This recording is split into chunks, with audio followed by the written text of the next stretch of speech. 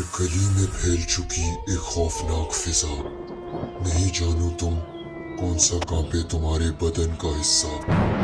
بس چپ چاپ سن لو میرا یہ پراسرار قصہ.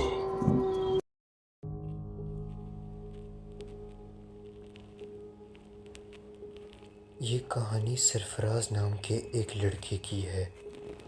سرفراز ایک پڑھا لکھا اور ماڈرن خیالات کا بندہ تھا جسے جن، چڑیل، آسیب یا کسی بھی قسم کے سائے سے ذرا برابر بھی ڈر نہیں لگتا تھا. الٹا وہ ان سب مخلوقوں کا مذاق اڑاتا تھا. اگر کوئی اس کے سامنے ایسی کسی مخلوق کی بات کرتا تو وہ ان لوگوں پر زور زور سے ہنستا اور ان کا مذاق اڑاتے ہوئے کہتا، تم لوگ صدیوں پرانی کہانیوں سے ڈرتے ہو.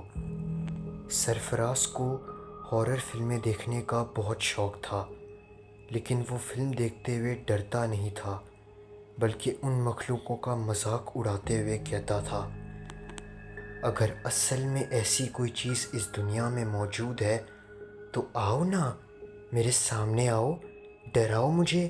اگر تمہاری اتنی اوقات ہے تو سامنے آ کر دکھاؤ.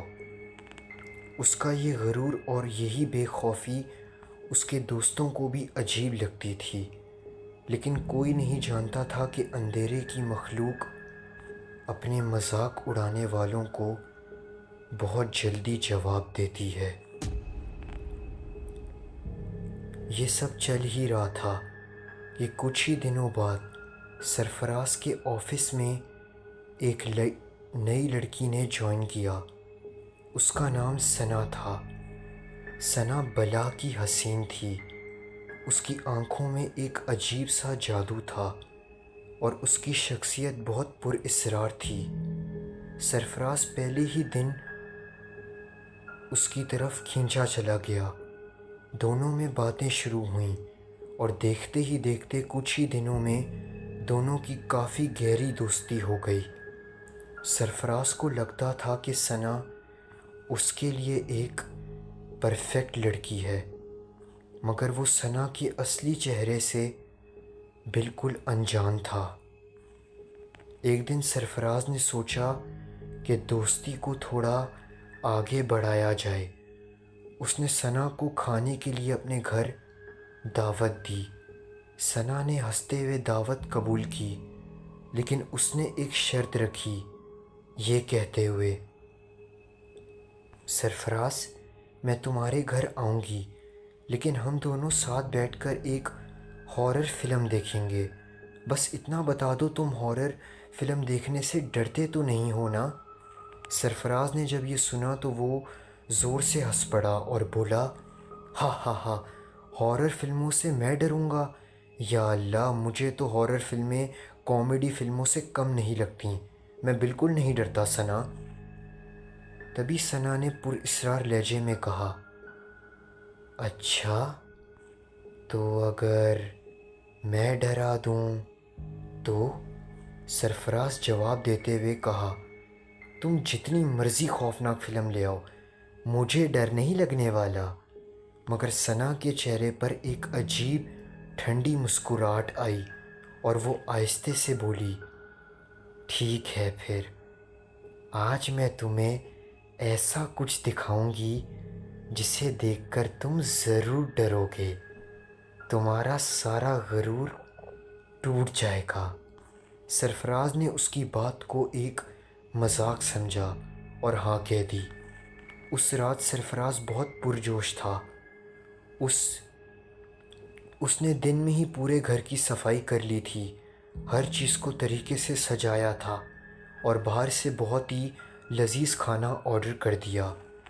اس نے ٹی وی آن کیا، اپنے پرانے وی سی آر کو صاف کر کے ریموٹ سامنے ٹیبل پر رکھ دیا اور صوفے پر بیٹھ کر ثنا کا انتظار کرنے لگا. کچھ ہی دیر بعد گھر کی بیل بجی. سرفراز نے دروازہ کھولا تو سامنے ثنا کھڑی تھی. اس نے کالے رنگ کا لباس پہنا ہوا تھا اور اس کی آنکھیں بالکل سرفراز کی آنکھوں میں دیکھ رہی تھیں. اس کے ہاتھ میں ایک پرانی اینالاگ ڈسک یعنی VCR کیسٹ تھی۔ اس نے آتے ہی سرفراز کو دیکھا اور ایک عجیب مسکراہٹ کے ساتھ بولی، میں اپنی پسند کی فلم لائی ہوں۔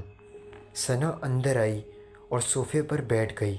کچھ ہی منٹوں کے بعد اس نے سیدھا وہ ٹیپ VCR کے اندر ڈالی۔ ٹیپ اندر جاتے ہی ٹی وی کی اسکرین پر جھلملاہٹ اور گلچ آنے لگے۔ وہ پرانی اینالاگ ٹیپ والی آواز پورے کمرے میں گونجنے لگی۔ ثنا اٹھی اور بولی، میں کچن سے کھانا پلیٹس میں نکال کر لاتی ہوں، تم جب تک فلم شروع کرو۔ وہ کچن کی طرف چلی گئی اور سرفراز فلم پر اپنا دھیان دینے لگا۔ VCR کی ٹیپ چلنے لگی تھی۔ شروع میں اسکرین پر صرف گرینی ٹیکسچرز اور گلیچز آ رہے تھے، جیسے کوئی پرانی خراب ریکارڈنگ چل رہی ہو۔ لیکن جب ویڈیو صاف ہوئی تو سرفراز کے چہرے سے مسکراہٹ اچانک غائب ہو گئی۔ اسکرین پر کوئی مووی نہیں چل رہی تھی، بلکہ ایک گھر کو اندر سے دکھایا جا رہا تھا۔ کمرہ آہستہ سے ایک کمرے سے دوسرے کمرے کی طرف بڑھ رہا تھا۔ سرفراز نے غور سے دیکھا، دیواروں کا رنگ، کونے میں پڑی الماری، سامنے رکھا صوفے کا سیٹ، وہ گھر کسی اور کا نہیں بلکہ خود سرفراز کا ہی اپنا گھر تھا۔ وہ بالکل دنگ رہ گیا۔ اس نے سوچا کہ شاید ثنا نے اس کے گھر آنے سے پہلے یہاں کوئی چھپا ہوا کیمرہ لگایا ہے اور یہ کوئی مذاق کر رہی ہے۔ مگر ثنا نے تو اس کا گھر کبھی دیکھا ہی نہیں تھا۔ مگر تبھی فلم کا کیمرہ آہستہ آہستہ گھومتے ہوئے کچن کے اندر چلا گیا، اور جو منظر اب اسکرین پر نظر آیا اس نے سرفراز کی روح کو اندر تک ہلا کر رکھ دیا۔ کچن کے اندر کوئی حسین ثنا نہیں کھڑی تھی، وہاں ایک بوڑھی عورت کھڑی تھی۔ اس کا چہرہ صدیوں پرانی جھریوں سے بھرا ہوا تھا، آنکھیں بالکل دھندلی اور بال بوسیدہ جڑے ہوئے تھے۔ اس کا چہرہ اتنا بھیانک اور خوفناک تھا کہ کوئی انسان اسے ایک نظر برداشت نہیں کر سکتا تھا۔ وہ عورت ایک سفید میلے کچیلے لباس میں کھڑی تھی اور وہ کچن کے کاؤنٹر پر باہر سے کیا آرڈر ہوا کھانا پلیٹس میں ڈال رہی تھی۔ وہ بالکل وہی کھانا تھا جو سرفراز نے ابھی باہر سے منگوایا تھا۔ سرفراز کے اوزان خطا ہو چکے تھے، اس کا جسم برف کی طرح ٹھنڈا پڑ گیا اور سانس رکنے لگی۔ اس کا دماغ کام نہیں کر رہا تھا کہ ٹی وی اسکرین پر چلنے والی ویڈیو اصلی وقت میں اس کے کچن کے اندر کیسے ہو سکتی ہے۔ خوف کے مارے سرفراز نے جھٹکے سے اپنا سر پیچھے کی طرف گھمایا تاکہ کچن کی طرف دیکھ سکے، مگر جیسے ہی وہ مڑا اس کی چیخ حلق میں ہی پھنس گئی۔ ثنا کچن میں نہیں تھی، وہ کھانے کی پلیٹس ہاتھ میں لیے ہوئے بالکل سرفراز کے پیچھے اس کے اوپر کھڑی تھی۔ اس کے چہرے پر اب بھی وہ خوبصورت مسکراہٹ نہیں تھی، بلکہ ایک بھیانک اور ڈراؤنی ہنسی تھی جو اس کے چہرے کو اور ڈراؤنا بنا رہی تھی۔ سرفراز اسے دیکھ کر صوفے پر پیچھے کی طرف گرا اور پورے جسم سے کانپنے لگا، اور پھر سرفراز کی آنکھوں نے جو منظر دیکھا وہ ایسا منظر کسی ڈراؤنے خواب میں بھی نہیں دیکھ سکتا تھا۔ دیکھتے ہی دیکھتے ثنا کا حسین چہرہ پگھلنے لگا، اس کے بال بوسیدہ ہونے لگے اور اس کی جلد پر صدیوں پرانی جھریاں آنے لگیں۔ صرف چند سیکنڈز کے اندر ثنا پوری طرح سے اسی بھیانک بوڑھی عورت میں تبدیل ہو گئی جو سرفراز نے ابھی ٹی وی اسکرین پر دیکھی تھی۔ اس چڑیل نے اپنی بھیانک گند آلود آواز میں ہنستے ہوئے سرفراز کی طرف دیکھا اور بولی، तू डरता नहीं था ना हमसे, बड़ा मजाक उड़ाता था ना हमारा। अब बोल, आ गए हम, मैं तेरे सामने हूँ, बता अब तेरी औकात कहाँ गई, बता। उस मखलूक की आवाज़ में इतनी ठंडक और नफ़रत थी कि सरफराज को लगा कि बस अब उसका आखिरी वक्त आ गया है। उस चुड़ैल ने अपना जंग आलूद हाथ सरफराज के गले की तरफ बढ़ाया। सरफराज का सारा गरूर, सारी बेखौफी मिट्टी में मिल चुकी थी। उसे समझ आ गया था कि अंधेरे की मखलूकों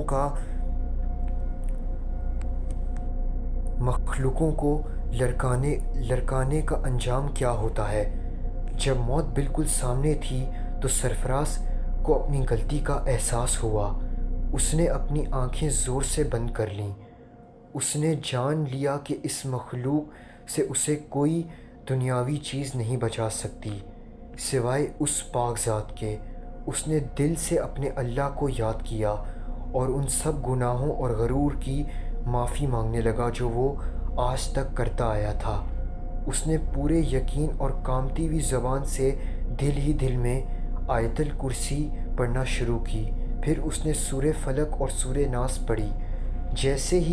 जैसे वो अल्लाह का कलाम पढ़ता गया, उसके दिल का डर कम होने लगा और कमरे में फैली हुई वो भयानक ठंडक आहिस्ते आहिस्ते ख़त्म होने लगी। जैसे ही सरफराज ने अपनी पूरी आयत मुकम्मल की और अपनी आंखें खोलीं तो सामने का मंज़र बदल चुका था। वो भयानक बूढ़ी चुड़ैल उसके सामने से मुकम्मल तौर पर गायब हो चुकी थी। कमरे में सिर्फ टीवी स्क्रीन पर चलने वाली एनालॉग टेप की सरसराहट बाकी थी। खाने की प्लेट ज़मीन पर गिरी थीं और हर तरफ सबक अमेज़ सन्नाटा था। अगली सुबह जब सरफराज को होश आया और थोड़ा वो संभला तो सबसे पहले ऑफिस गया। उसने जब मैनेजमेंट से पूछा तो उसे पता चला कि उनके पूरे ऑफिस में सना नाम की कोई लड़की कभी काम करने आई ही नहीं थी। वो कोई इंसान नहीं बल्कि वही मखलूक थी जो सरफराज का गरूर तोड़ने के लिए आई थी। उस दिन के बाद से सरफराज को अपनी ज़िंदगी का सबसे बड़ा और सबसे अहम सबक मिल चुका था। उसने न सिर्फ इन गायबी मखलूकों पर यकीन रखना शुरू कर दिया बल्कि वो हमेशा के लिए दीनदार हो गया, नमाज़ों का पाबंद हो गया और उसने फिर कभी किसी गायबी चीज़ का मजाक नहीं उड़ाया।